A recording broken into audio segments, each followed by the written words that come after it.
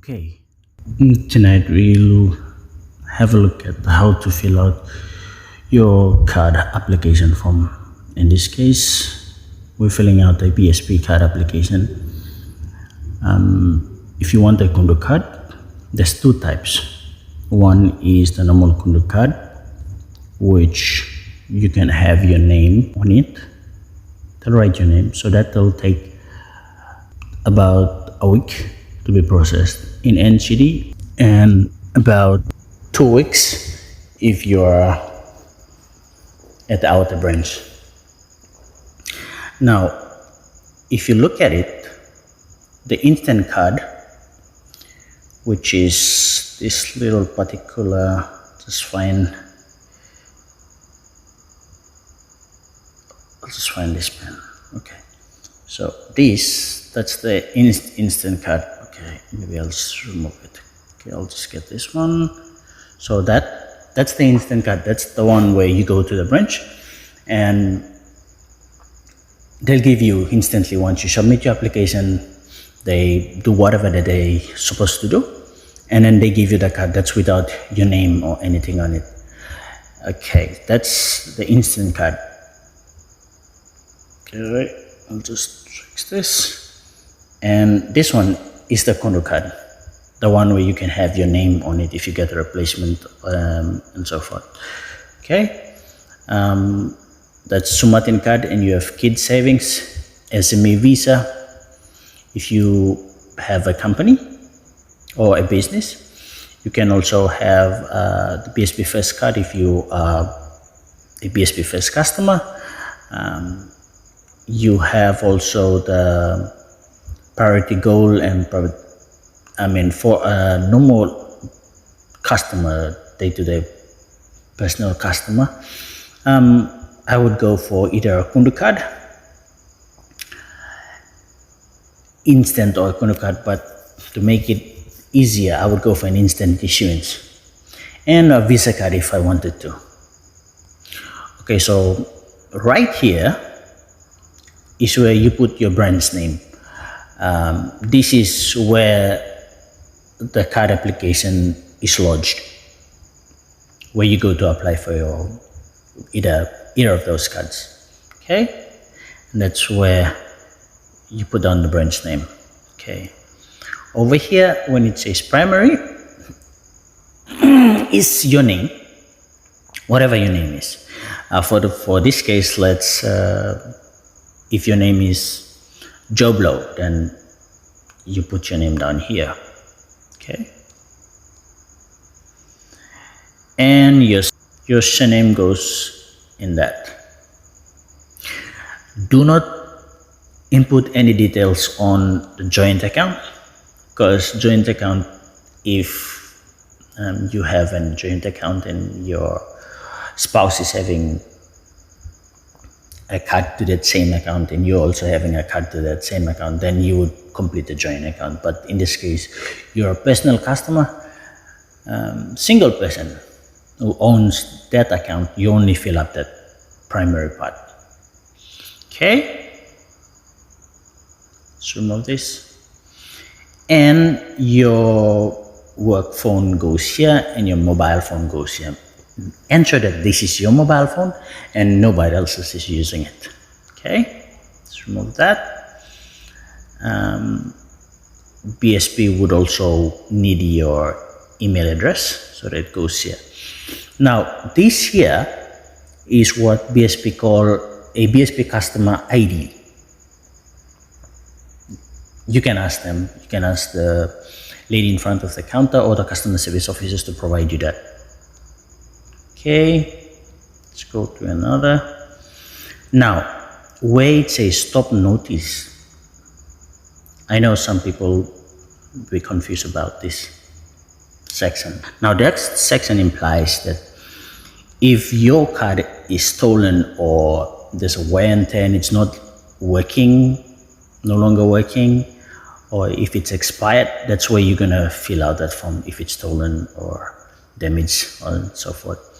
Now, what you do is your primary account, the account that your card is linked to, and your card number goes here.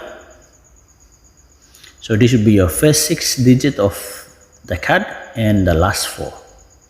Okay, don't fill out the joint card number. You're a personal customer, so you just fill that out. And the branch. The next, if it's expired, take this one. If it's lost, there you go. And if it's stolen, take this one. Or if it's destroyed, meaning it's bugged or it's damaged, take that one. So either take one of it. Okay, let's remove that. Now the next part that you'll go and input is you have to take this one because you're working. So what BSP needs to know is they will place a stop to that particular card because it's no longer working. You're now going to apply for a new one. So if the card is lost, then your date goes here and maybe approximate time goes here. Okay. You will also, the bank requires you to also input where theft occurred. I mean, if it's stolen, then you're gonna take either of those. If is it stolen in a car, is it at a workplace, is it at home, somebody stole it from you at the park or something like that. That also, if it's damaged, where. Okay, let's go on to the next one. Sorry, I'm using mobile phone. So we've talked about that. If others, you need to specify if all the option doesn't really specify what happened to your card, then you can put it over here. Write the description. Okay. The next thing that you're gonna do is the date and the date of the current card, the one that's stolen, and where the PIN issued. If you don't know the date, then don't put anything. Okay. So over here is asking about, was your card lost? Was your PIN lost with the card? If it's yes or no, put that down.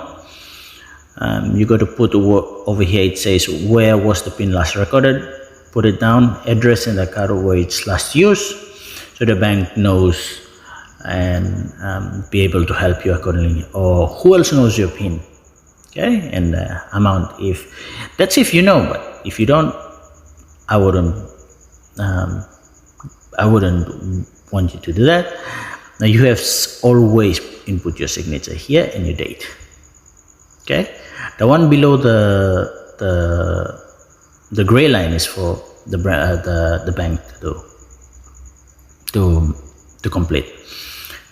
Now another thing is the declaration. Make sure you read that and you understand what is it about. Okay, the condition of issue is where you input your signature and it goes here and the date, and that's it. You don't need to put anything else. Okay.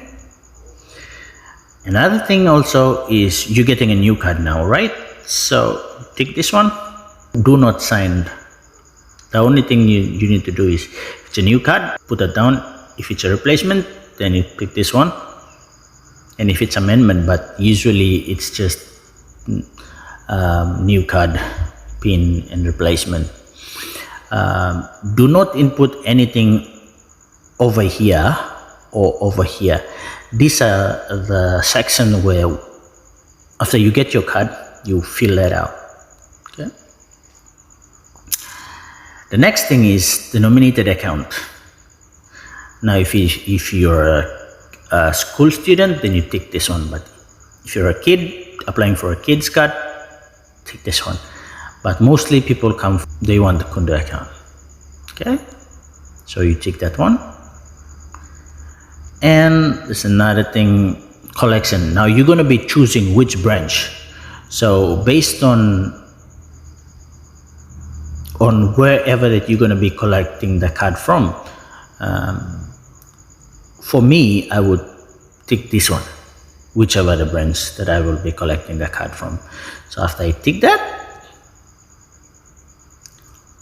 I'd put my account number right here and the name of that branch where I will collect the card from.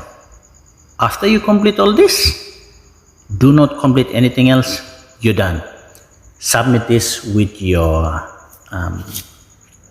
you'll submit the completed form with a copy of your ID. Now, a copy of your ID could be your work ID, your Nest Fund ID, passport ID. Yeah, but I would suggest you have a type of photo ID. Now, the thing that I would want you to always be prepared for is you have your original ID with you plus a copy of your of the particular ID that you have.